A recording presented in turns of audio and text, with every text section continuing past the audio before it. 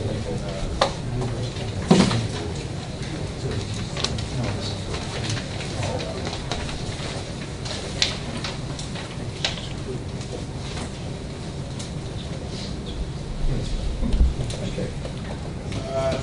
guess I got everybody quiet so I can actually take roll calls. Mayor. Here. Benfield. Brooks. Here. Rectan. Frizzlon. Gould. Here. Hart. Moran. Allen. Here. Weigel. And Houston. We have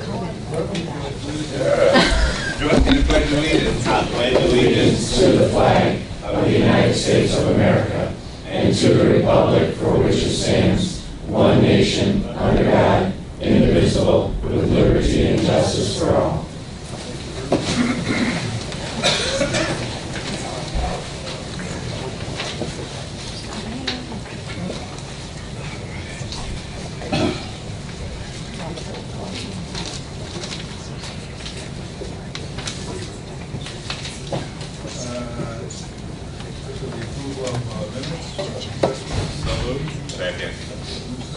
Any additions or corrections?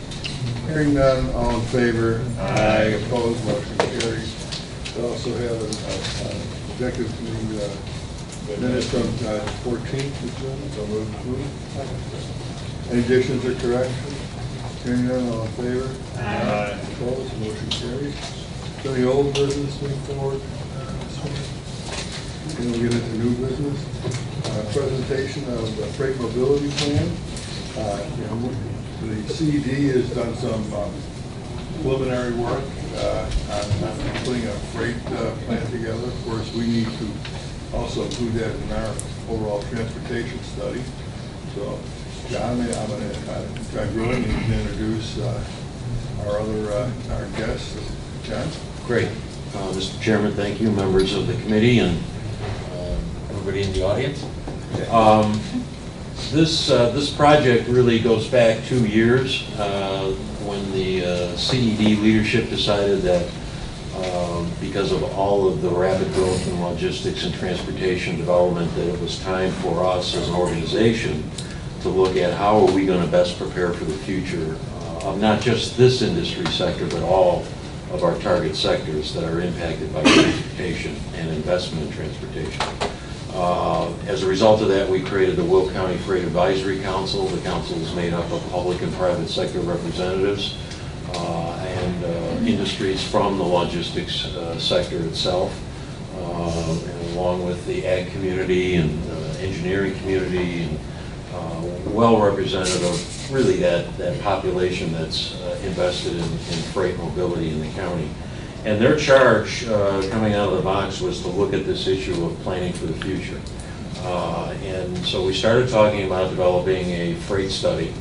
Coincidental to that, the state and the federal governments undertook their own freight mobility studies at the federal level and the state level. And it made sense for the county to sort of follow that hierarchy, knowing that the federal plan would drive investments at the state and local level, and the state plan would drive investments in transportation and freight at the local level, that we need to be in line with a strong case as we go after infrastructure improvements, and also technology and public policy impacting freight. So the advisory council said, let's focus on developing a freight study.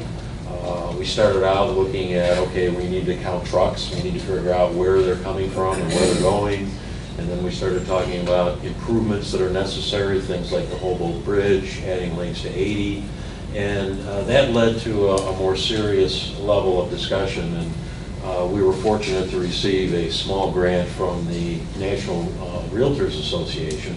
They have a program to support sound community planning. And we applied for the grant, we received it, and that's when we broadened our scope. We went from just sort of a roads and bridges and policy study to something that was broader community-wide. And what you're going to hear this morning is the components of that plan that have been developed. And I'll introduce our speakers in a minute. But the key here is this is more than just a standard transportation plan. This really covers all of the bases as it affects our communities as we talk about the continued growth of this industry sector, with a particular focus on workforce and workforce mobility, which we think is a key to the continued success for the county. Again, not just in transportation, but in all sectors. So with us this morning, and we spent the grant money on hiring a professional, which is what you do with grant money. And we hired Ann Schneider with Ann Schneider and Associates. I'm sure all of you know Ann and from her former role as IDOT secretary, and her associate Kent James, who is vice president with Illuminative Strategies, ISI. And they actually prepared the scope of the study, and they're going to share that with you today, and we're going to look forward to working with them and others on this project. Ann? Thank you, John. Thank you, Mr. Chairman. Thank you, board members and members of the committee. I appreciate the opportunity to talk to you about what we've pulled together using the grant funds that came from the National Association of Realtors. And thanks, John. So it's really important working with the realtors.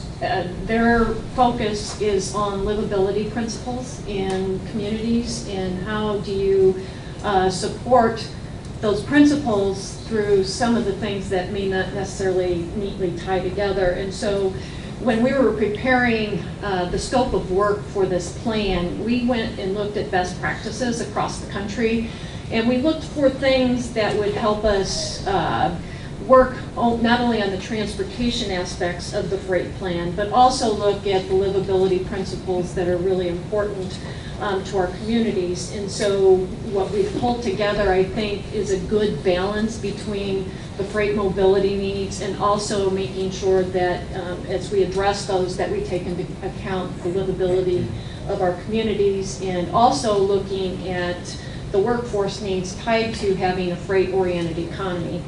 So I'm going to quickly go through the presentation. Feel free to interrupt us, but we will definitely do questions and answers when we get through the presentation, and would love to get your comments and incorporate that into both the RFP or anything else that you think is important for us to consider.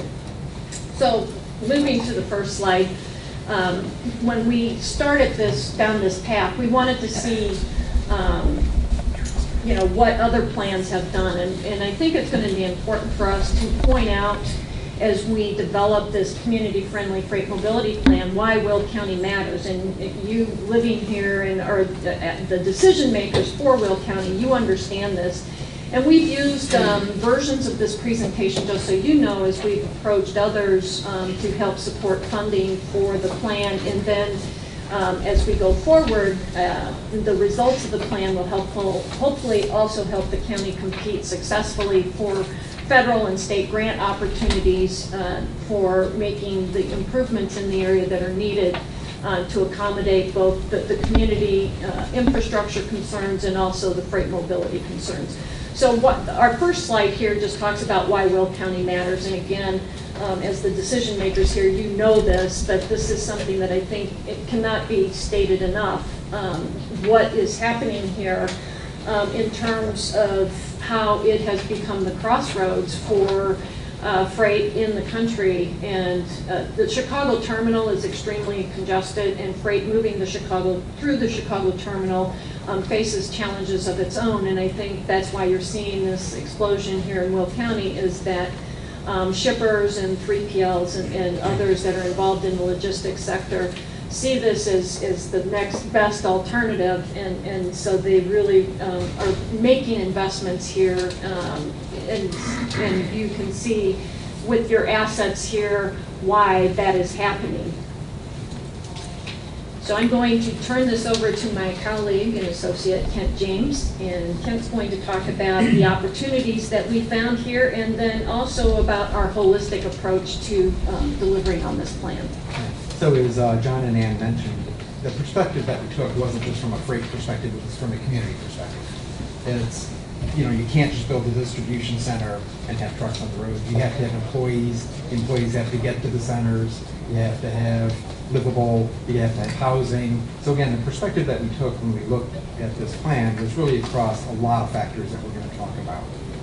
So one of the things that we saw when we looked at prior plans was the lack of a consolidated voice across stakeholders. Again, that would be, and we're going to talk about the stakeholders in a minute.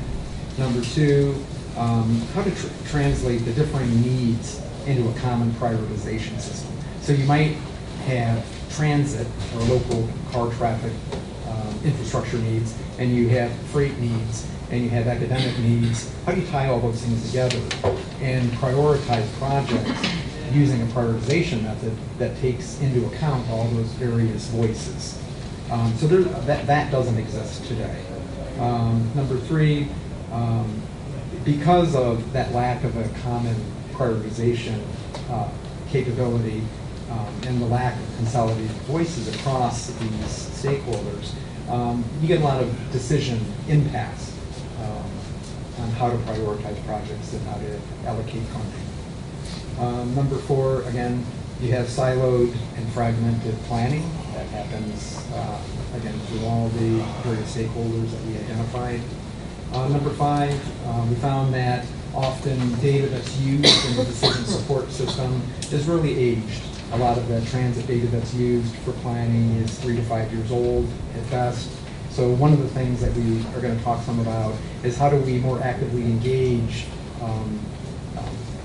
logistics companies and large freight companies and large employers in the planning process to know ahead of time what their needs are versus retroactively. And then again, number six, we really want to take a lot of time when we develop this prioritization tool to look at what hasn't worked in the past. Where were money spent in the past? Where were efforts, or where was money intended to be spent and not? Where were efforts spent in the past that didn't yield? And what are we doing in this plan to make sure we're really doing something different? On slide 4 here, again, originally when we started this plan, it was through the CED and really leveraging their relationships with business. Next one was creating a common voice and creating that common needs measurement system. And the Venn diagram that you see here is really some of the stakeholders that we talked about. It's really integrating and prioritizing projects quantitatively across freight, across transit, across land use, across education entities. So it's really this holistic approach at looking at opportunities. And I would dovetail into that. The holistic planning approach, I think, is necessary, and I think what it will do is better position the county, as I mentioned, in competing for both federal and state dollars to address some of the pressing needs related to not just infrastructure, but some of the other areas that we've got listed here with land use planning, education, and workforce. Workforce is really important because of the growth of the industry, the freight-oriented economy here. I think there are some significant workforce demands that we need to identify how we can best match those demands with the resources currently available and how we can build those resources here within the county itself. And then also, how do you get those workers to and from the work site efficiently, effectively? So that's an important part of this holistic approach. And then the prioritization of project does need to take into account things like when I talk about livable communities, it's how do we make that freight traffic maybe segregated a little bit from your commuter traffic, or keeping it away from school zones, and making sure that it's not impacting high retail areas where there's a lot of just regular traffic. Yes, Mr. So just wanted to, on that part, all these little pieces are better defined in your project somewhere along the line? Yes, on what very much so. Okay. Yep. So we can move quickly to the next slide because I know I want to be respectful of your time. I don't want to know. I just wanted to see this. We have so far working with the various stakeholders. The plan partners that you see listed here are some of the organizations that we've been working with. We've listed the CED because they supported and sponsored the development of the scope of this, and obviously, we're very much glad to have the county as partners on this, and I think that this will, again, as the chairman mentioned, become part of the long-range planning that's happening here. We've got the advisory council that John mentioned. I think it's important to engage with the business community. The Three Rivers Association of Realtors, they were instrumental in funding the scoping of this.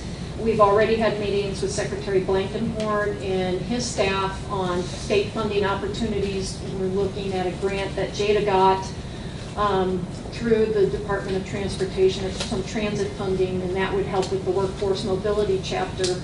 And we've talked to CMAP about their data and how we can engage with them. And really important, I think, for us is to also engage with the education community. We've listed here some of the colleges and universities, but it's also important that we'll engage with the secondary education schools, your high schools, and then also your vocational schools, and even some of the private schools that are out there. As you know, there's a great deal of need for CDL drivers. So all of those are plan partners, and we're going to be helping with portions of, I think, it would be important to engage them in portions of the planning process. So Kent, again, will talk about how we have put together a governance structure for this project. Just as a note, how we see this coming out would be under different components. As I mentioned, Jada would be funding the workforce mobility piece with their transit grant. So that would be a completely different vendor. And then there would be the other bulk of the study. And then at the end, there's going to be some technical pieces or web solutions or apps that need to be developed in association with all of this that we would see being done separately. So Casey, you want to talk about the governance stuff? Yeah, so again, this presentation in this deck is really a summary of the RFQ doc that if you didn't get, should be getting, I guess? It was in your packet. It was in your packet, okay. So again, this is intended to be a summary, not all inclusive. So the plan, the prioritization tool, creating that common vision across the stakeholders, that's all part of being held within that RFQ document that you have. So the governance structure that we proposed was the way it is right now today. There's this joint relationship between the CPD and Will County, creating some type of steering committee, which you'd have project oversight being Ann Schneider and Associates, and then they would be working with the vendors that are selected to actually create all of those things that we talked about a few minutes ago. And just to mention too, on the program management side, it's a project management approach to this, and I've included in your packet that I put together a proposed statement of work that would include some of the areas that we would be helping to manage as part of being on the project management team. And just at a real quick high level, and I apologize for reading this to you, but it's scope management, cost and schedule management.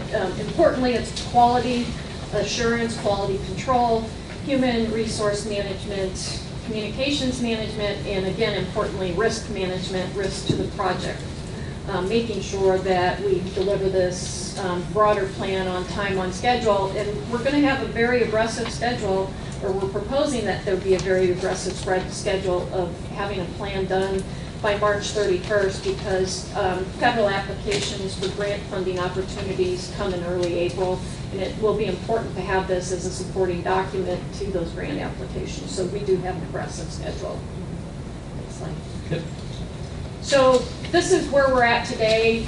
We've defined the needs, and we've developed, it should be RFQ now, scope, and identifying those funding sources for the plan itself. So that's we're at the end of that right now, and based on the feedback and input that we get from you, we would be ready to move to the RFQ stage at your direction. And we would move quickly into the vendor selection process, and then the vendor would begin doing the work, and then it would then come to the county, working through that steering committee approach to execute the plan. And the way that we see this plan being developed is not just a one-time study that gets put on a shelf. We want it to be actionable, and we want it to be something that continually gets updated, and considering how things are moving and changing in the county. so that it's relevant as time moves on. So this is how we see, through the RFQ that we've put together, this is how we see the plan coming together in these 5 different chapters. So the first chapter would be to define the current state of the county as it relates to their freight profile. And then working with you and other key stakeholders, what should the future look like? So we can develop a roadmap of how you get from where you're at today to where you want to be. And then the workforce development plan, again, that focuses on identifying gaps in the workforce needs within the county, and then using the resources available in the county to develop that. That plan would help with that. The workforce mobility plan would be moving the workers to and from work, and then finally measuring what is actually being done and setting up that prioritization methodology that takes into account not only the freight mobility needs, but the community needs as well. Quickly moving on to the next slide. So again, as mentioned, and Ann mentioned in the timeline a minute ago, really the next phase is going to be our key phase, and right after that is putting together a selection committee that would be reviewing vendor responses. So again, we just proposed that selection committee be made of these components up there. Again, all very flexible at this point, but just some recommendations to make sure that we have a blended voice across the county.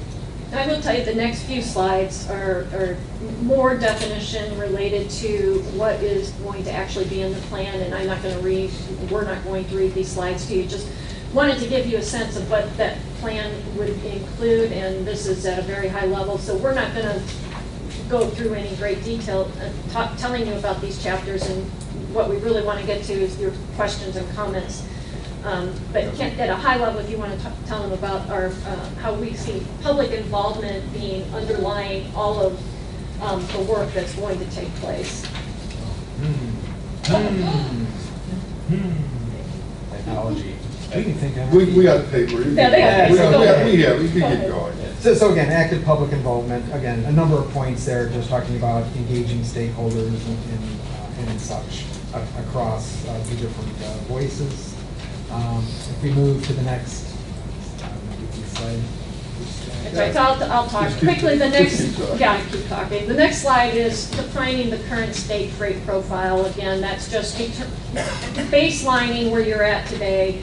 And then the next chapter would be defining where you think we should be taking as the county decision makers and the stakeholders within the county. Where should the county try to shoot to be? So that would be included in that next chapter. I think an important component of that would be to develop some peer regions across the nation to be compared to. And what that's going to do is going to allow yourself to set yourselves apart when it does come to, again, those grant funding opportunities, which I think in the end is what's really important, to access some of the billions of dollars that are now available out there to make the improvements that are needed. So, then there would be the workforce development plan, the workforce mobility plan, and again, as I mentioned, define a performance and prioritization methodology.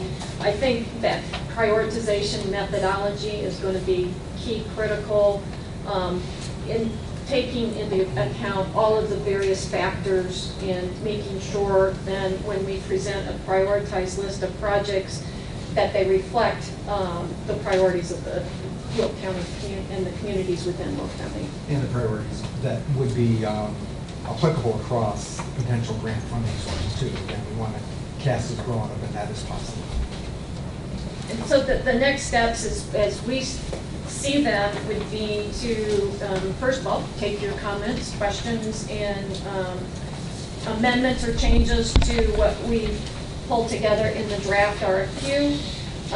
And then once we make the adjustments based on your feedback, I think the RFQ would be ready to be issued. We get that issued, and we've talked to Bruce Gold, who has been very helpful in all of this process and a very key driver of some of the information that we've collected and are working through. And so we would evaluate the responses and work to award and execute a contract, or execute a contract amendment in the case of the JADA grant.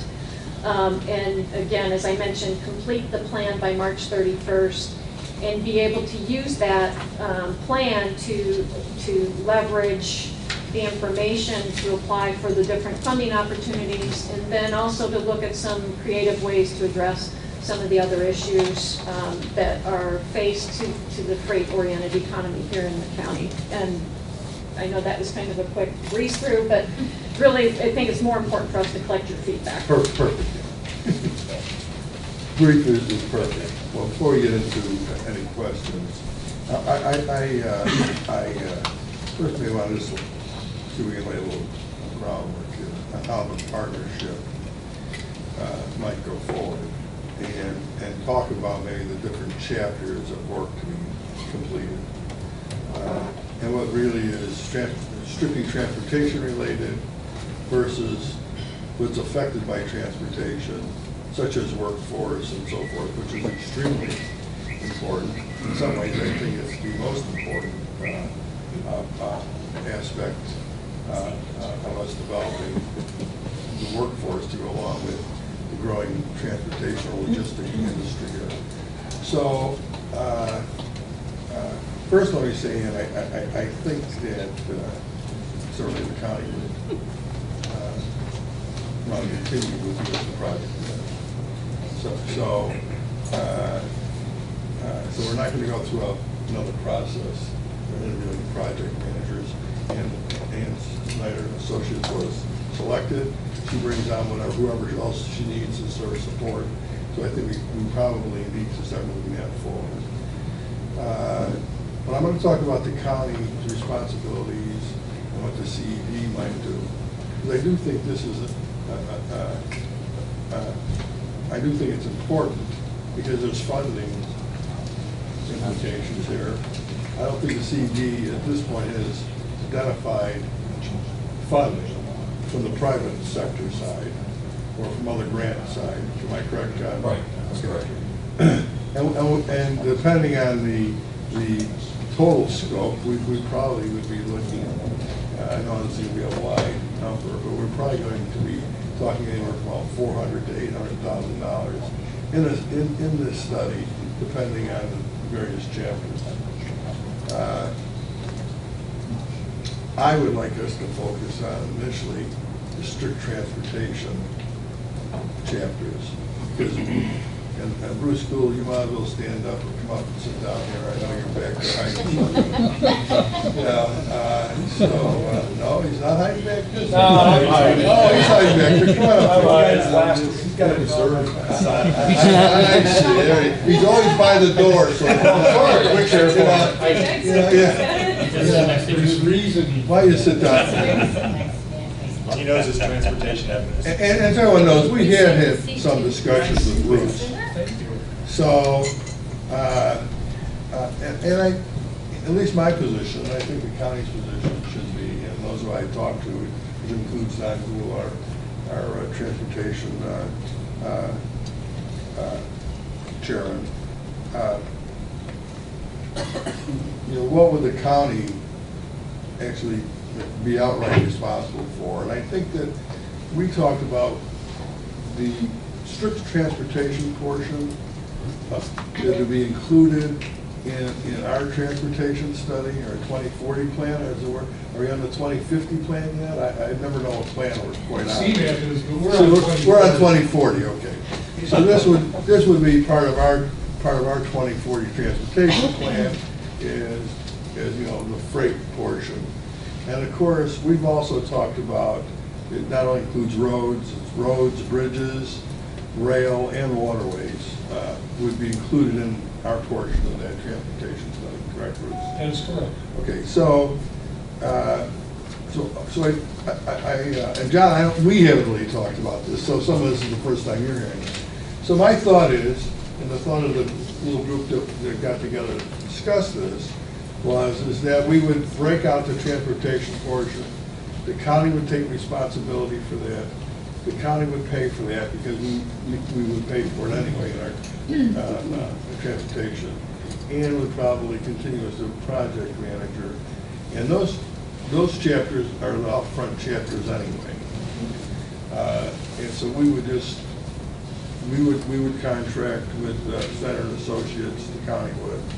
We would work on the RFQ portion, the transportation, and that some of the other chapters, like workforce, would be the later chapters. But you kind of laid it out that way from your perspective anyway. Right, exactly. So this is, I'm actually going with the CD laid out, and John laid this out in front of the executive committee of the CD when he talked about this. That does a number of things. It keeps us moving to that March date, so we perhaps will be eligible for funds, and it gives the CD time to work on how we're going to fund the other chapters. I think the county would still be part of that from a financial standpoint, but that would be also a financial partnership, John, that portion. And this way we keep it rolling. We stay on a pretty good time frame. I kind of laid that out, so I'm going to take kind of comments. The committee, John, so Tom, go ahead. On your planned partners here, I don't see the Will County Municipal League. Seems like the city should be involved, maybe provide funding. That's where these facilities are located, and they have a lot of the roadways too. I think they should be part of the planned partners. Yeah, let me address that. Thank you for making that comment. I should have referenced it earlier. We are in discussions right now with the Will County Governmental League. We have not outlined exactly how they would partner with us, but we do believe that they should be a planned partner, whether they write us a check or not. Hopefully they will. But the point is, you're right, and that should be added to that partner slide. And they're important from a funding perspective with grants, because they can help get grant money. Well, they actually direct some of those funds, so I think they would be included. Yeah. Any other comments? Go ahead, Chuck, I'll work my way around too. Okay. Sorry. There we go. To be real slow. Yeah. So, real quick, with going through the first two chapters, and that's really a focus on the freight study aspect of this, and then the other three seem to be more of that impact of what the freight could and would do for. Have you done a review, and maybe one of the processes is doing a review of what the grants that have come out currently this past year, and see which grants fit under which chapters? Because I would think, and I'm seeing a lot of head shaking, so there seems to be some knowledge in this area. So you want to go ahead and answer that one? So, sorry about that. Just so you know, I have reviewed both the fast lane awardees and also the Tiger awardees. In just full disclosure, I have a couple of clients that have applied in both of those programs. I'll be getting debriefings from USDOT as it relates to that. I take that knowledge and use that to help us build out towards what we need to do and accomplish here to be competitive in those programs. There didn't seem to be a lot of consistency across both of those programs this year, and we have to also remember that there will be a change in administration. The Secretary of Transportation at the federal level makes the decisions, the ultimate decisions on who gets those grants.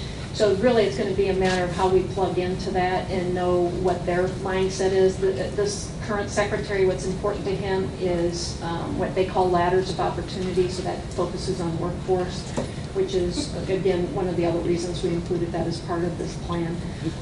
But so just to follow up with that, so if these chapters are not included by March, will that impact the potential I don't think so. Availability of the grants to us? I don't think so. I think what's important is to show that the county has taken control of its own destiny.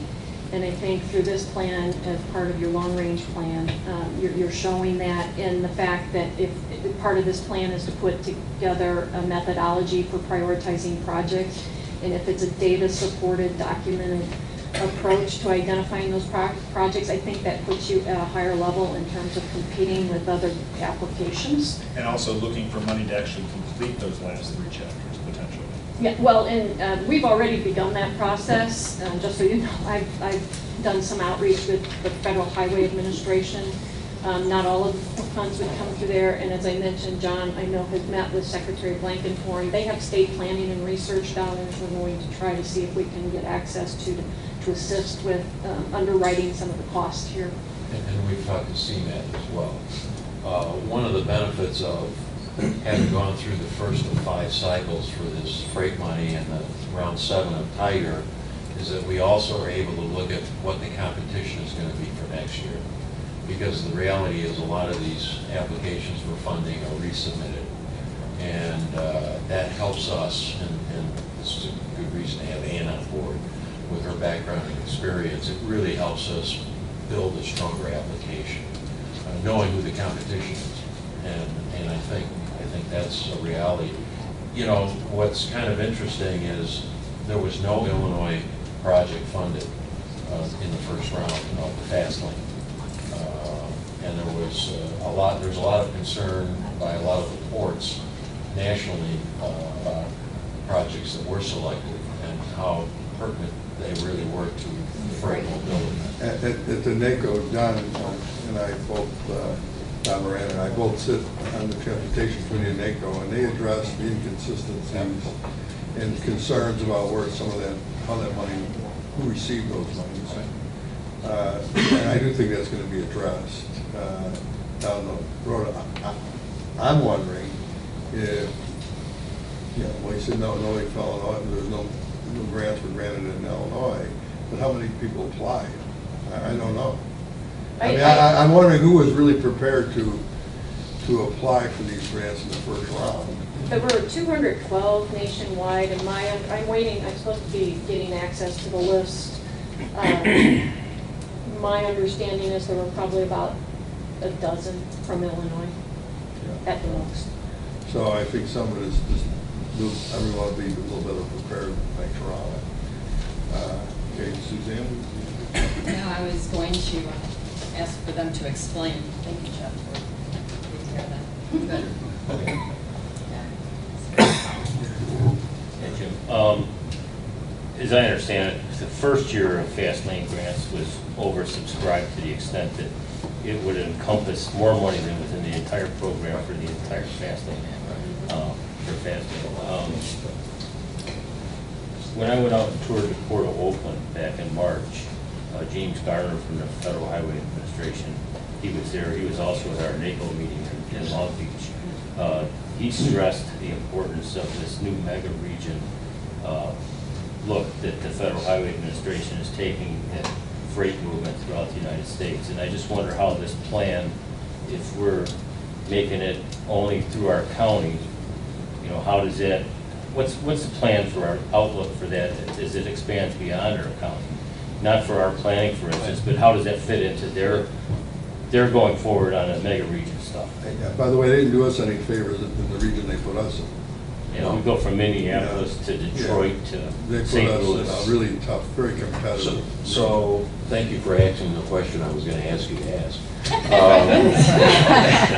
In fact, we have a call Friday afternoon, and I don't know if I told you about this, with our lobbyists, your lobbyists too, to strategize on making sure we understand exactly how FHWA is going to administer this and how it's going to impact counties like ours that have significant projects of regional and national significance.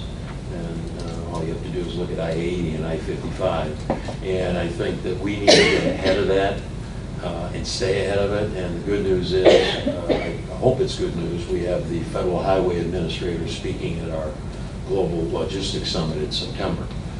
So the guy that's making the rules is going to be at our meeting. And I think that's really important to make sure he understands, how deep we're getting into this. Well, we are looking at what we're doing and how it's going to fit into that bigger picture. Yeah. And that's part of what we've included in the scope. One more question, and John, you said you're chairman, I think, right now of the Workforce Investment Board. Right. How do they fit into this? They will be part of the workforce portion of the chapter, along with the universities and the educational So folks. they So, had it in their. absolutely, absolutely. In fact, we've actually started some groundwork on the logistics sector for workforce. We've got a sort of organizational meeting coming up in the next couple of weeks. If you guys also, the Port of Oakland has just finished in the spring, they finished their goods movement plan. If you guys, I know I've sent you a copy of it, John, have you guys had a chance to look at that, do any comparisons and your planning and stuff and how they went about it? Well, I think that's part of the work that will be done in preparation of our plan is looking at the best practices. And I think certainly Oakland, there's some other plans out there. Yeah, we've taken a look at, we did a survey of various freight plans out there, and we did not look at that one specifically, so I would be very interested in seeing that. Yeah, But they just finished it this spring, so I think John's got a copy of the final. If he doesn't, I can email it. yeah, that would be great. I have a couple things. John, just correct, I believe that the Will County Farm Bureau is part of this Yes. organization. Great, because I know, Freight advisor. all right, great, because I sit with the guys when they haul the grain, and they have so many issues with, weight and length limits and things like that. So I think that's really good. I'm glad to hear that. I also know that hopefully we won't have, see what we saw now with the closure of the road, where the road is here, the rail line's there, and how do you move? So that is something that I think we need to do, to be proactive, to say, when we're doing this, what makes sense to stop any impacts like that? Because I think before, we just went ahead, we put up a facility, and we didn't think of all the different things. And I think, and Ann, we've been together on a lot of different issues, so I think it's important that we do that. So that's my one thing. I'm glad to hear the farmers are included. That's great, John, because they're a big part of our freight movement in Will County. Bo DeLong is a member of the advisory council. Okay, good. And then my other issue, of course, comes down to, with all this, with the freight, with Will County being just located where we are, everything's going through Will County.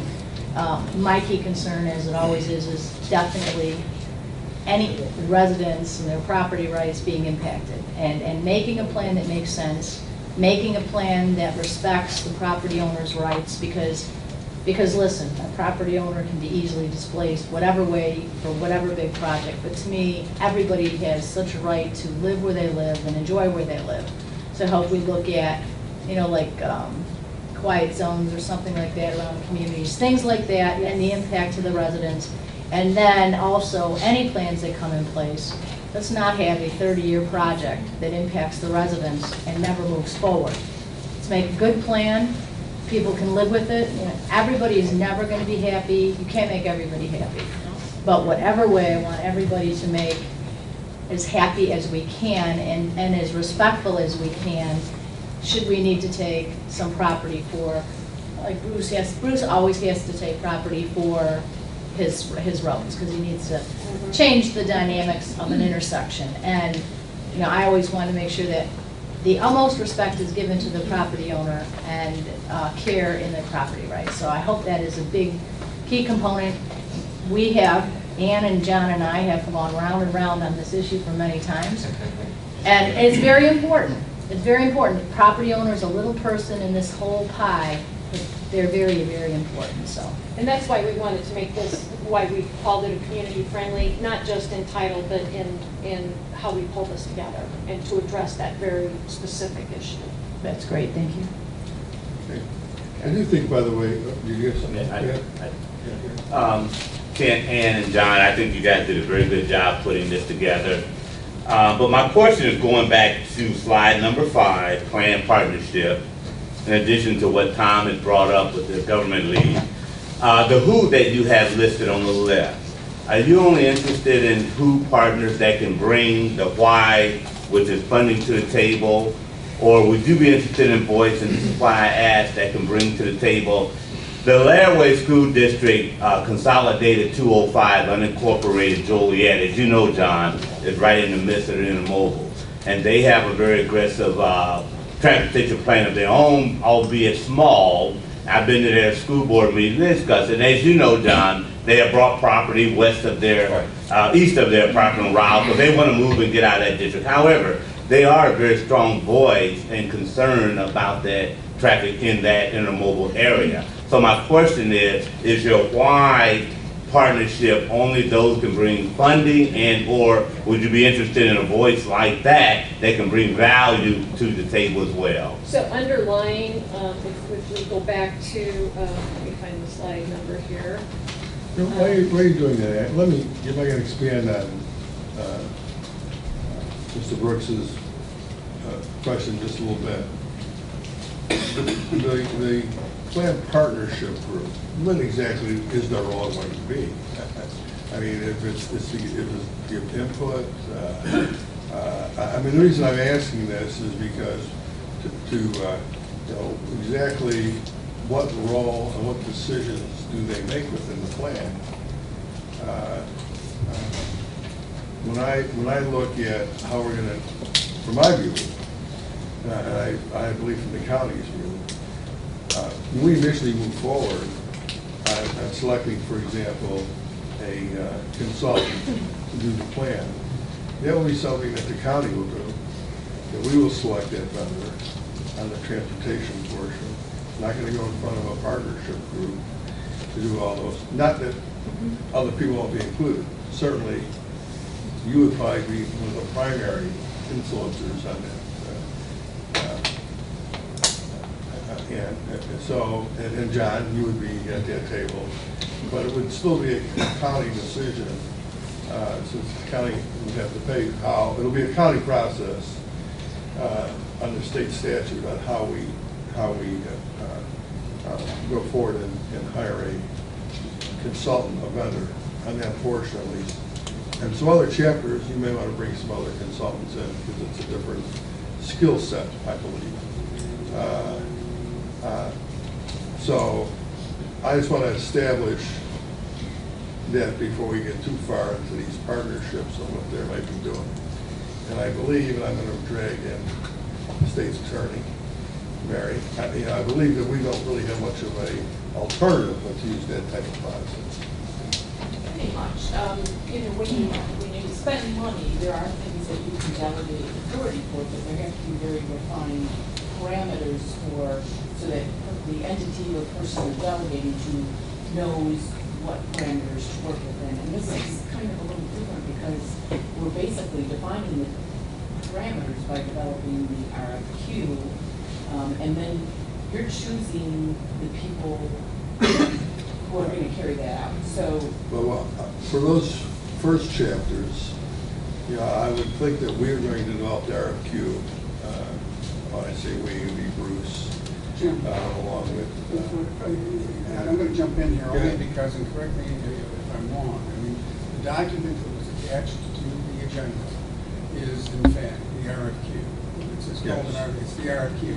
Now it contains a lot of chapters, but if this is going to take flight quickly, and we're going to get a plan done by March 31st, I think the recommendation is let's move the entire, I think it's going to have to be move the whole entire thing forward. Move it forward. It's a county process. Let the county issue it. Let's get the responses in.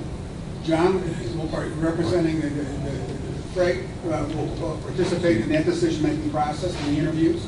Ann will participate in those interviews. But we'll do it for all the chapters. We're not going to go through this twice. I mean, is my point. Okay, you want to get this done once and for all. Bruce. So if I could just make a quick comment, Bruce's comment. Bruce got it. I mean, so I think what we need to do today, one of the things we need to do with that being said, because we have to move this forward very quickly, I would see the selection of the professional services contract for this study going in front of the September board. So that gives us, we have to be pretty aggressive here because that still doesn't give the consultant a lot of time to get this completed by March. It's not a whole lot of time. So we have to start the selection interviews in the next couple of weeks. What I would say today is we have to try to determine what the makeup will be of the selection committee. We have to do that, so then Ann knows what she's going to put together with the RFQ, so we can start getting the interview process going, so then we can get that selection done, to then get it on the agenda for the county board in September. Well, I was hoping that we would just take a member from this committee, could be the entire committee, but it's kind of large, but well, we would just take maybe 5 people off this committee, and of course, Ann would be on that committee, Bruce, you would be on that committee, John, you'd be on that committee. It'd be like a committee of 8, maybe we could add one more if you thought it was going to be helpful. The county executive's office, that would make that. So that's what I was thinking as far as the selection committee. I think that's reasonable. And actually, the county executive, by the way, is with us today. You can say hello to everybody. There you go. You know, I can't see it, but I know your image. You know, so also the county executive office would be.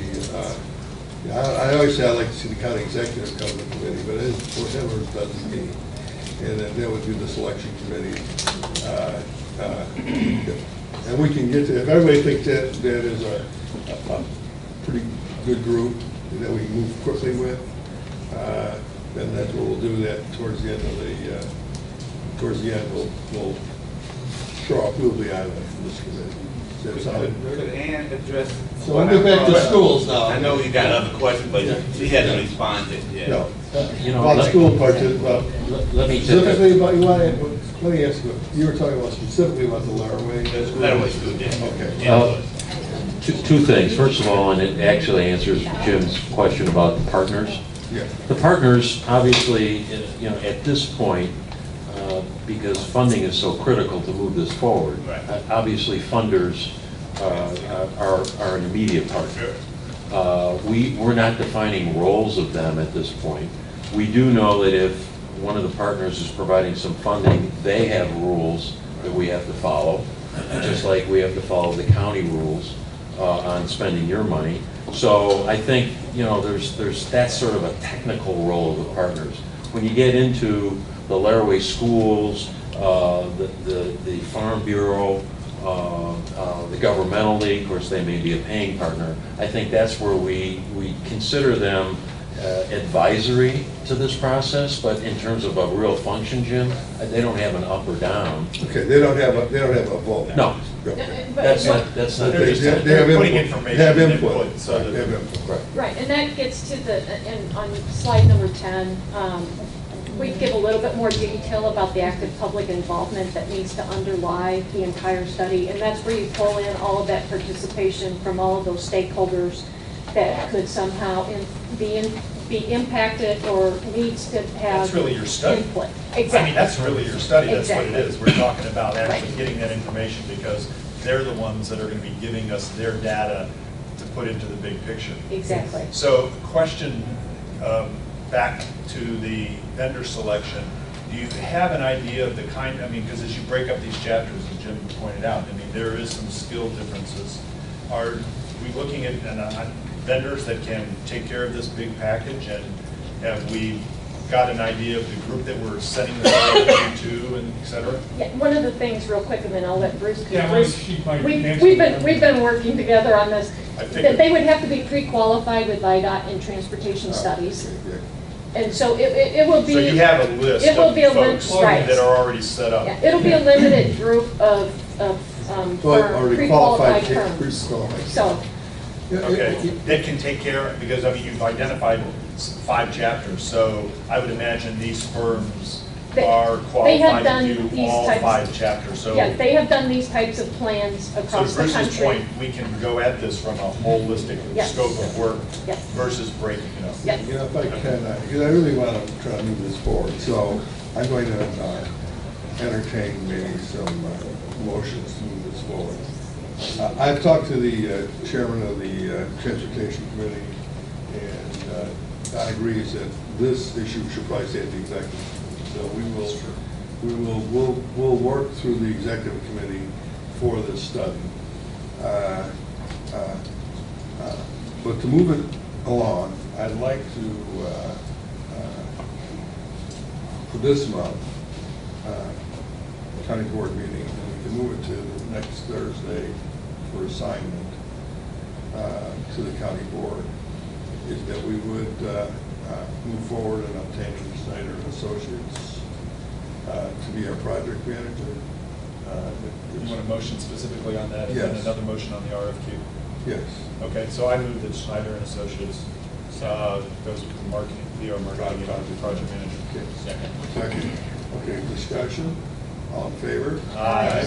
Okay, so we will move that forward next Thursday, be placed on the county board agenda.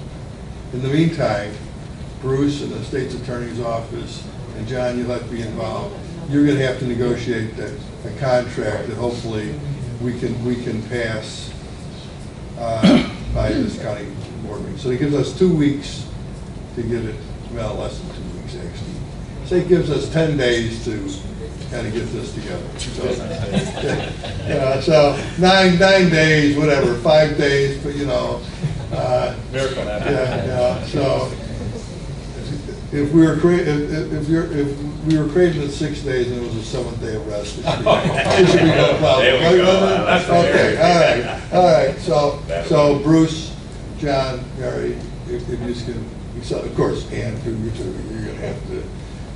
Gives us a short time frame. So we need to put that ahead.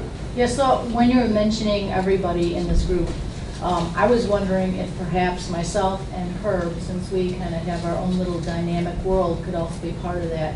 Everyone here, and I know Don. We'll get to studies that. up. Okay. We'll get to Okay, that. thank you. So now we need a motion. So now the RFQ, in the development of the RFQ, yeah, Bruce. If I could just make a comment Yes. involving that, when you said the expertise, a lot of times a professional services consultant will bring in as a sub-consultant. A number of If there's some consultants, things that correct. he doesn't have the expertise, that they need somebody to bring in, that happens. Well, they're gonna do that with the scope. They'll come in as a team. They'll tell you their subcontract. They'll They'll come tell in. you That is correct. expertise level. Now, one thing that, as we go through this process, as we always do when we go through the selection process, until such time as we make the selection, there is no money talk. We do not talk about money until the It's not how it's time that done. we come to the consultant. Then, when we sit down with that individual, we look at all 5 scopes of this that is laid out in Ann's PowerPoint. And that's when we talk dollars. Right. If in fact we want to eliminate some of them, at that point, we can eliminate. Okay. Eliminate those Do we- pieces. do we That need is to- correct. So we just move this on. I'd like to make a motion for the RFQ to go forward. So, okay, motion? Second? All in favor? Aye. Now, on the RFQ, I assume you'll work through this. Mary, you're gonna be part of this. And, You've already got, I mean, I saw is that the RFQ that? Well, our pretty much. document? We're gonna With some modify- tweaking. I mean, but let me ask, on our roll, all we're doing is giving the authority to go out, release an RFQ, correct, right? So we're not gonna have to approve it. No, We're giving you the authority to issue an RFQ. that is correct. Okay, so everybody understands? Okay, okay, now if I can get back to who would be on, who might be on the interest in the selection committee, I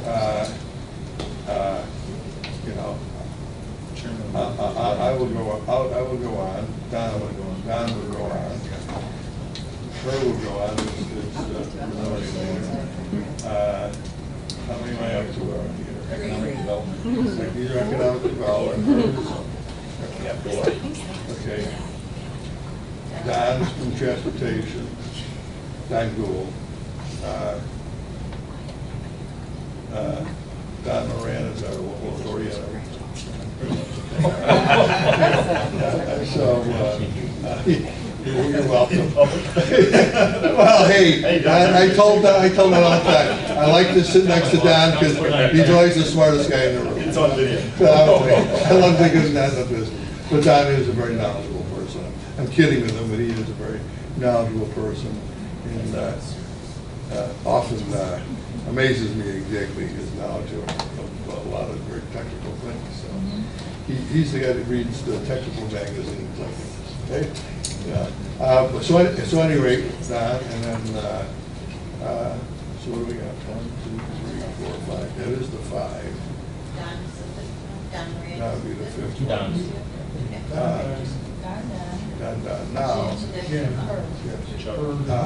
Don. Now. Chuck. Good. Now we're talking about the other broader participation. We could have representation on that, and I think, Judy, that would be something that would maybe more fit your issues. So Well, my issues should be. not issues. My issues. I know. What I represent is a different part of the pie. You know, I understand. I represent the same. So I mean, I think we all have an interest in making sure our residents are always given a fair shake. So I think that our representation on the partnership committee would be maybe a better committee or place for you to represent the county with positions. So how about when we get to the participation group, which we will be part of, perhaps you and our representatives, okay? Okay, I think did I cover all bases? Bruce? Bruce, Mary? We're up. Do I need to make any official motion or anything else? Yeah, to create the committee, you want a motion? Oh, yeah.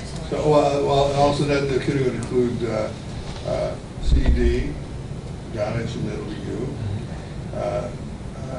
Ann Snyder, the project manager, and the county, Bruce Goodwright, and the county executive. That's the 9. That's 9. Okay. Motion to create committee with the contact of security. Okay. Motion second, all in favor? Aye.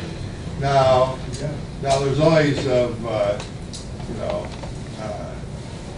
well, for now, let's just say I'll chair the committee. We can get together and, what I do is, as the chair does, is actually run the meeting, hopefully keep his mouth shut, which is tough. So we need to, I'll ask county board staff maybe to coordinate an initial meeting. We probably should get together as soon as we can. We all agree we should probably meet soon. Maybe we can meet this. Well, I was just thinking, maybe we would meet before the RFQ is issued, then we go over the RFQ. That way you can refine everything. Okay. So hopefully that would be before the next county board meeting, which is 2 weeks from today. And we'll try to schedule something in between. All right, does that sound reasonable, everyone? The only thing is, John, is I do not do 7:30 a.m. Only for you. Only for you. That's late for me. I want to thank you and the committee, Jim, for your support on this. Thank you. Thank you very All right, much. thank you. All right. Thanks, everyone. We'll move on and see if I can move this along. I love reading through those things. Okay, Tidwell, and we're going to talk about the renewal of our execution of our legislative carriers, renewal of Will County insurances, and we used up all your time. So what I'm saying is, let's give us, I think we're pretty familiar with our renewals.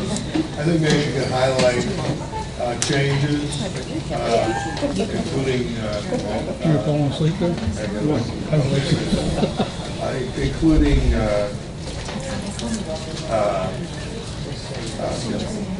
changes in coverage, changes in premium costs, maybe, projections going forward for the year. And of course, we're going to be heading into negotiation time, so we don't have to get into that, but that's going to be another thing we're going to be working closely with going forward. Just mention that. And you can see how interested everyone is in the report, but I'm staying. So, And we need a form. well, we're not voting on anything, so you can give your presentation. Yeah, you have to answer resolution. So when we get to the resolutions, we'll have a form. So Actually, there's So you're- two agenda items that Bill is going to cover, but we traditionally have two different resolutions. One is the renewal, and one is the actual rates, COBRA premium Yes. rate. So that's going to be covered in their highlighting presentation. okay. Take it away. All yours. Okay, so overall, we are coming here to present the renewal for 2017, which begins 1/1/2017, runs for the entire calendar year. The plan overall, when we say overall, we're talking retirees and actives, is a 0.7% increase.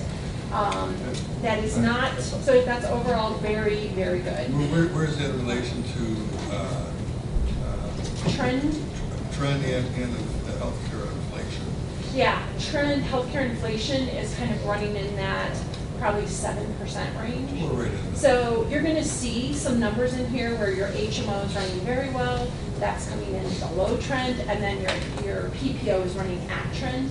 The blend is how you're getting to that overall 0.7. So if you want to, go ahead, Brian, if you want to cover maybe slide 3 here. Yeah, so, At page 3. yeah, so we're on page 3. So like Kathy said, so overall, the medical plan is coming in at 8.7% increase, which roughly translates to about $268,000 in annual cost for 2017, as compared to where we expect 2016 to land. So just looking at the active employees, the medical plan is actually resulting in a 2.4% increase, which is approximately $784,000 in annual costs for 2017.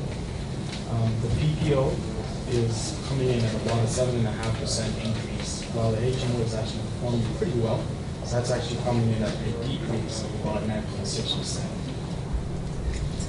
For the retiree medical, the overall plan is actually coming in at a 10.1% decrease, which translates to about $516,000 in annual cost savings. The PPO and the RX only plan is projected to decrease about 8.8%, while the HMO is projected to decrease about 16.8%. When we look at the dental and the vision plans combined for both the actives and the retirees, we're seeing a projected 0.7% decrease, which is it comes into about $12,000 in annual costs. The breakdown of that is your active employee dental is projected to increase about 1.7%, whereas the retiree dental is projected to decrease about 20.5%. Vision is increasing 5.8%. Now, the vision ASO, is still, that ASO fee is still under rate guarantee through the end of 2019. And basic and life is up for renewal this year, and we've got some slides in that coming up. Any questions on that? Yeah, just a quick question. What do you attribute these decreases to? Experience. So the primary driver in any kind of health insurance, vision, and dental is claims. So what we've seen, the county has had quite a bit of large claim activity over the last couple of years. But the HMO, the PPO continues to have that higher level of activity, which is not surprising. When someone becomes ill, if they're in the HMO, a lot of times they will switch and then switch to the PPO because it gives them more choice. Right? They don't have to get referrals, they can go where they want, and if they want to go to Mayo Clinic, it's a network in the PPO. You can't get to Mayo Clinic unless you've got something really rare and they can't treat it here, etc. You can't do that in the HMO. So that tends to be a pretty typical thing when people become ill. We also see as they become older and have more health issues, they want more choice and they'll go to PPO. So those two things together tend to drive that. The other thing that's going on in the HMO that's bringing down cost is the capitation. If you remember that HMO has a component where the doctors get paid money whether they see the patients or not. The person picks a doctor group, that doctor group gets money, they're responsible for all of the medical care from the physician side. In fact, they pay each other out of those funds. So if you need to go see a specialist, that money gets passed through the practice to the specialist. That capitation piece has been very tightly managed by Blue Cross, and we've had incredible results. We've had flat and minuses from them on that capitation piece, which in the HMO is about, what, probably 40% of the cost. So that's the other component, and they don't actually track claims in the physician side, it's only on the hospital pharmacy side in the HMO. So just to follow up, we implemented a wellness program over the last couple of years. Are we seeing, is there any way statistically to draw a correlation, or is it just two things that are happening simultaneously by luck? You know, I do think that the wellness plan, as I say to the HR team all the time, wellness is about stopping people from getting worse, right? I've got somebody who's 40 years old, they just got diagnosed with high cholesterol. It's about trying to slow down the progression to heart disease, right, or to diabetes or something like that. So it's about slowing them down. We can't take someone that I called on the cliff, ready to become the large planet, and make them all healthy again. I mean, it takes years for your health to deteriorate, usually, and it takes a lot of time to undo the damage once you've done it by health lifestyle. So I do believe that, you know, the wellness program is helping, but it's not a fast process. Exactly, and so one of the things we do know that we see in the data is your people are getting their wellness exams. They're going in for mammograms, you're higher than Blue Cross for the business in those areas. So those are all positive. That comes with awareness, that comes with getting the incentives, the rewards in the program. When people go out and get that biometric screening and they find out I have high cholesterol or high blood pressure, you know, they tend to go get treatment.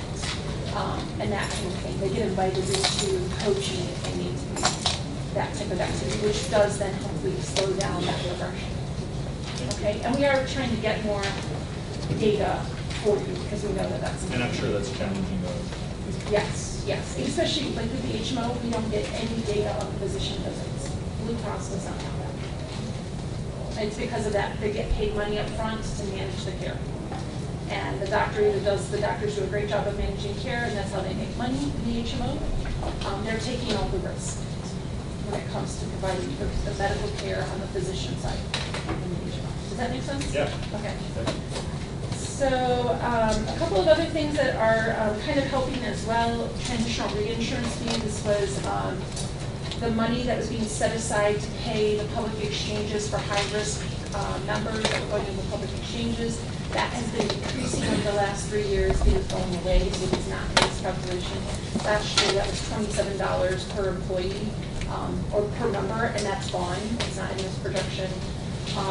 Trends are fairly consistent with what we've seen in prior years, 5.5% or so on medical, 10.6 on pharmacy. Pharmacy is an area we need to continue to put focus because of a lot of specialty meds, and so we'll talk a little bit about some changes.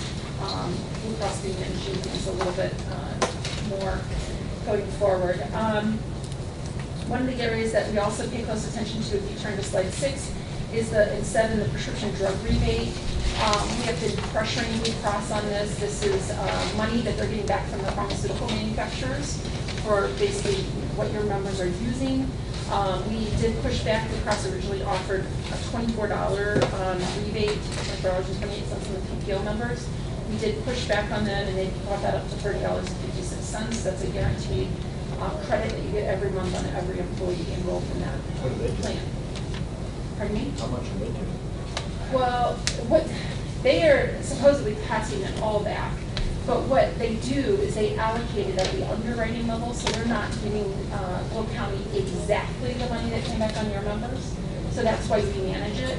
Aon handles, we have 3 coalitions. So what we do is we take data and knowledge from our coalitions, which is a carve-out approach, and we monitor and manage Blue Cross using that, leveraging that data. So that's part of the data. They're managing medical, you're managing medical. Yeah, they're managing the spend, right? We're managing and trying to make sure they're doing their job. And that's where we pushed back on that rebate and got some additional credits there. Otherwise, if you look on slide 7, you'll see kind of the component pieces. You'll see that we've got minimal changes on the administration costs. As we said, capitations is actually going down. Again, that was on the HMO plan, 9.8% reduction. So overall, some very good numbers as far as the fixed components of the plan. And claims is the less, and that's the majority. One of the things we always talk to you about is stop loss, specific stop loss on slide 8. Last year, you gave us approval to move your stop loss to $200,000. That has been, I think, a good move for you as far as your claims activity. But what we did again this year is we asked Blue Cross for pricing to increase your stop loss level. This is for a catastrophic individual claim that happens during the year. It's a per person liability that you take. At this point, we are not recommending that you increase based on the pricing and your actual claims activity. We don't think you have a fair enough shot of winning in that, taking on additional risk. So based on our analysis here on slide 8, we're not recommending a change this year to the stop loss levels. So, any questions on that? Okay, probably things moving. We've got rates on slide 12. These are the actual premium rates. So you'll see those on slide 12, the dental rates. These are for actives and retirees. Dental rates on slide 13. Vision on 14, and then we'll talk a little bit about contributions, because I know that's always an interest in slide 15. So, Brian, you want to kind of walk us through this? Yeah, so on slide 15, as you know, right now the county has two groups, two contribution structures. So slide 15, we show group 1. Group 1 is the group where it's a salary banded, and in aggregate, the goal is to contribute about 10% on the projected cost. So looking at the PTO and the HMO, right about in the middle of the chart, shaded in gray, is what we're projecting for 2017 contribution rates by tier for both the PTO by salary band and the HMO to the right. Right at the bottom is where we show what the increase is over 2016, what the change is over 2016. The PPO is actually going to see an increase of 2% in their contribution rates, the folks in the PPO plan. Whereas the HMO will see actually a 16.8% increase in contribution rates over 2016.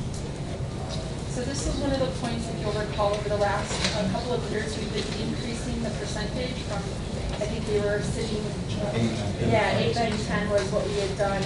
This year, because there's been no movement on negotiations, we're at that 10% level for this, it'll be for the second year. And that's part of that. And also, we know that there's not going to be salary raises at this point. We've not got anything projected in here. So as far as people moving salary bands, none of that is accounted for here, because I don't think there's any new. No, step movement doesn't happen until June of 17. Yeah. Right. I don't participate, so but I do have a question. So the rates that I see here, these are their a weekly rate that they pay monthly? These are monthly. Yeah, as we've said in the past, I mean, especially in those lower bands, the salary, these contributions are incredibly low. We've got some benchmarking data for you in later slides, but I think overall a good message to the employees. The next slide, slide 16, is actually, I believe, the deputies, which are on a percent of pay. So Brian. Yeah. So this group is a group that, so they're still on a 2-tier basis, and in this group, it's they contribute. This on page 16. So they contribute. If you're an employee-only tier, it's 3% of salary. If you're in a family tier, it's 4% of salary. So we've actually shown what that looks like on average. So these contributions that we're showing in 2017, just keep in mind those are not actual rates that are being charged.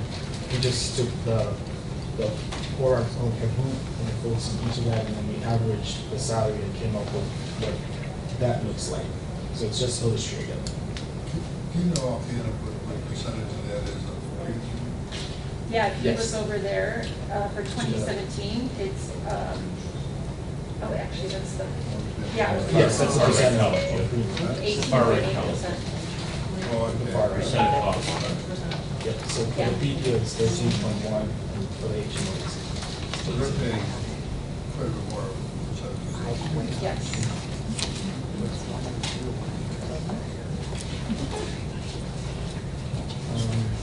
Any questions there? And then on page 17, we have the contribution rates for the dental. This is for group 1, again, the folks that are in the salary bands. For the dental, their contributions are actually going down 4.4% as well. So again, good message for those folks. And then on the following page, we have the retiree funding rates, premium equivalent rates, and the contributions. Again, for the retirees, keep in mind that on a pre-65 basis, the retirees do not pay any contributions towards coverage, but do pay the full cost of coverage for any dependents coverage.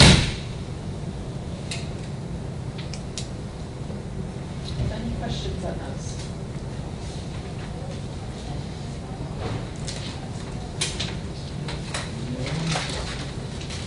Okay, so as far as benefit updates go, again, because the contract has come to an end and we don't have a new one, there are no changes to medical deductibles, co-pays, or maximum out of pockets for 2017.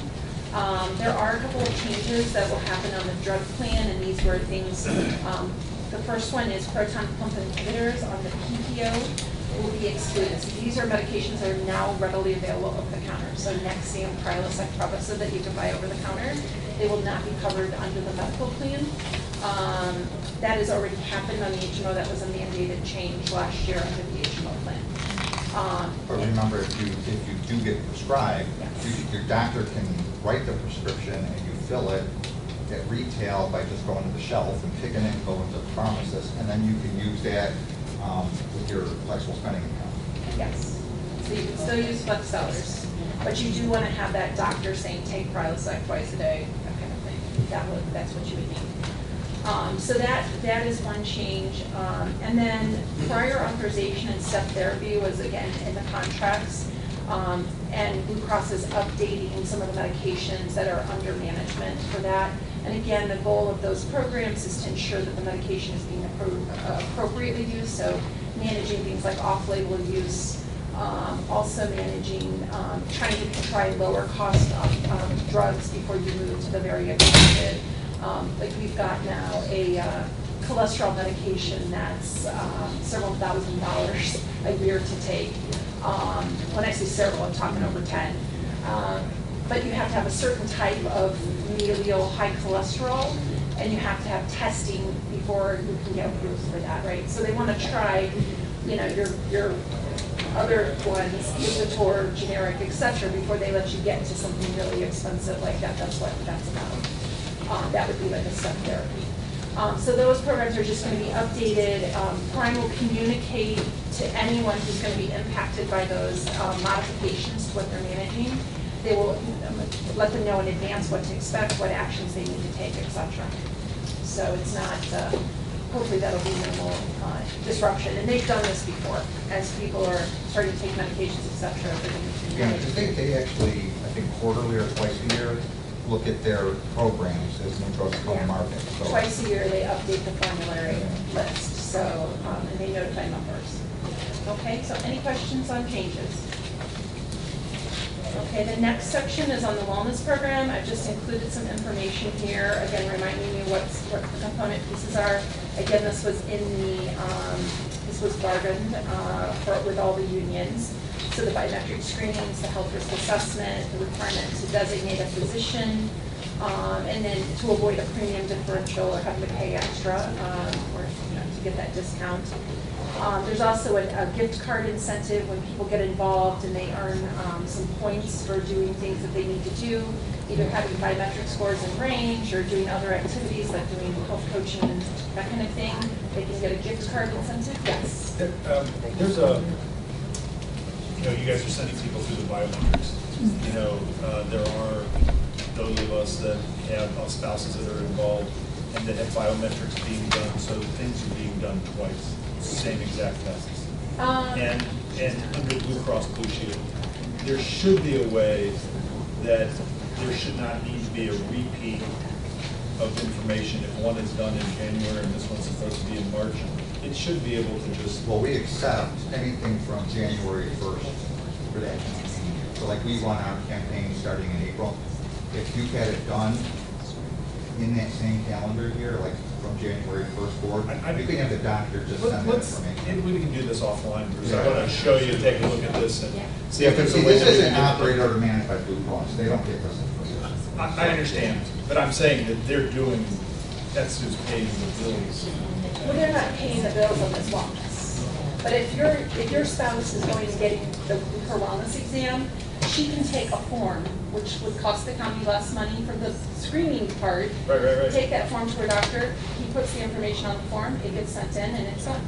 She doesn't have to do it an additional There were time. some date issues though, I think. We can take this Well, offline. I was gonna say, I think there's been, some learning curve. Yeah. Absolutely. You've got great participation. You continue to have 92% participation, which is really fabulous. You've got a number of people earning the gift cards.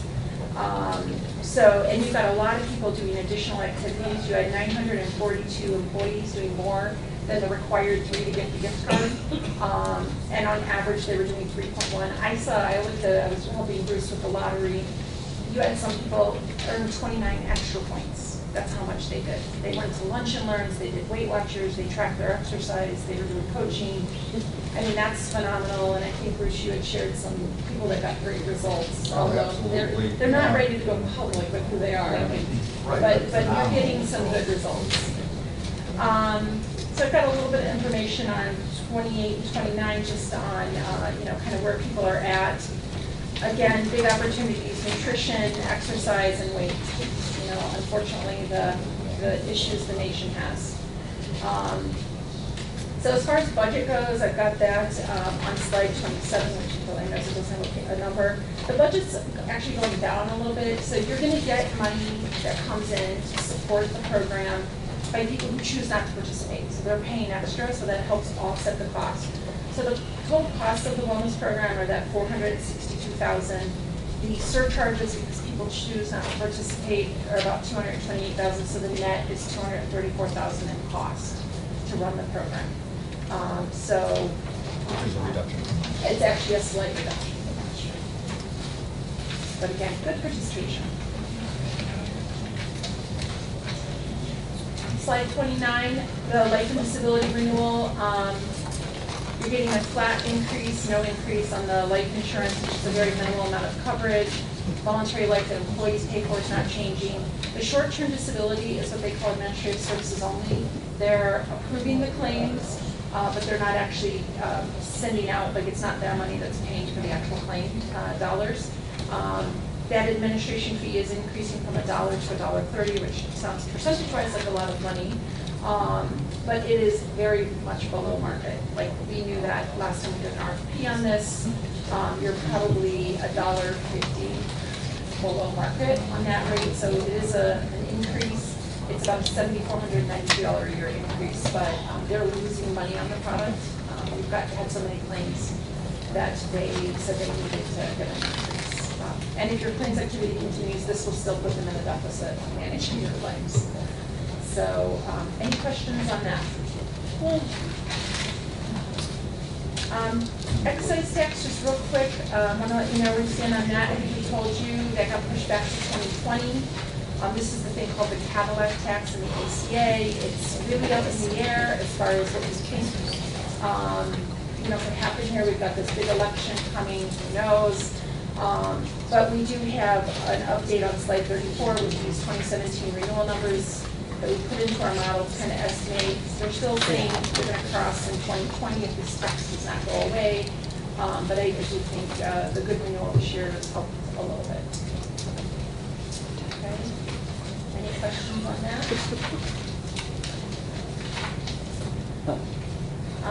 ACA track. So we do need approval to also renew this contract. These are the folks that issued those 1095Cs, again, a requirement of the ACA. It's a 2-year contract that they're offering. There's no change in the fees. It's a total spend of $23,275 based on the number of forms that were sent out last year. Every employee who is eligible for benefits or enrolled in benefits here must receive one of these forms. There are penalties, of course, attached with that not happening. So they've managed that process. They did the mailing and printing, et cetera, to get that done. Okay. And I think that was it. We do have, and I know, as we head into the next negotiations, we did update our benchmarking in peer counties. So that's what you'll see in the back, slide 43. You can see that you guys are still, from a cost, this is your PPO plan on slide 43, that your costs are still pretty good compared to some of the other counties for their PPO plans, even with the higher activity that you've had over the last year with my constraints. And then, Any other yes. questions? Okay, then we need to, we need motions to approve, or we just need to place those resolutions on the county board agenda for the renewal of So moved. Okay, motion, second, all in favor? Aye. Those are 2 resolutions that have to be reported. Approving the renewals. We'll put that on this month's county board. Okay. Bruce, is number 2 resolutions, or you're talking No, 2 or there's 2 and 3. 3? Yeah. The first one. Any resolutions are necessary. And then 3 is the COBRA. Okay, all right. Okay. Thank you very much. Thank you.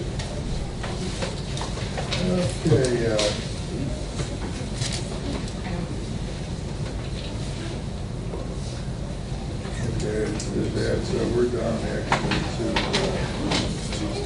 committee assignments. I'll make a, well, first I have 2 more that need to be reassigned.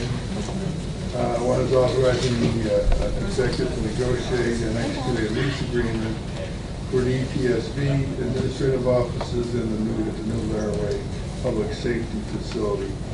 And the other one is authorizing negotiations, basically a lease agreement for the new Laraway Communications Center dispatch facility. Nick, before you get into this, I want everyone to know that we do have some draft leases. There are some concerns that have been expressed to me. I don't think they need to be, probably not best to talk about open session since it's a negotiation.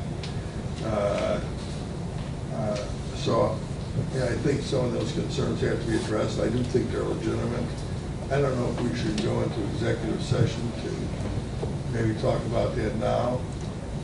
If you're talking about negotiation Yeah. with the lease of property, you can certainly do that. Okay. Move it down to the end of the agenda. Yeah, well, I don't know if they'll affect. Do we have anything else? Well, here's what it is, the reason is it will affect whether we're gonna be assigned. Well, they'll be assigned. They'll be assigned regardless. We'll just, let's say, I think we'll just leave them here. We'll just assign them to the executive committee. Yeah. We can always, if we can't get to an agreeable point, and the one we're not going to be ready to act on next week. The ETSB we could be, depending on what the board direction is, but either way, if we're not ready to move on them, we'll just has to be tabled or held over to next month, but the one I think we could do. Executive now. Right. So we'll assign the leases to, these two items to the executive committee. There's a motion. So moved. Move second, all in favor? Aye. Yeah, I don't know if there's anything that needs to be said unless you want to go into executive Well, session. if we could go into executive, we can tell you kind of what the discussions we've had thus far, and if they're not agreeable, then we need to know so we can move towards the number that's agreeable. So that would be helpful to do executive. All right, so then I will entertain a motion to set assignments as amended. Second, all in favor? Aye. Then, Motion for all executive real, session. we also, do all the committee assignments. Is there any public comment? We'll do some public comment now, because we are going to go in executive session. Any comments by committee members? Anything like this at this point? Okay, then I will entertain a motion to go to executive session for the purpose of negotiation for real estate. Got a motion? Yes. Second? Roll, please. Mayor? Yes. Yes. Good. Randy? Yes. Michael? Yes.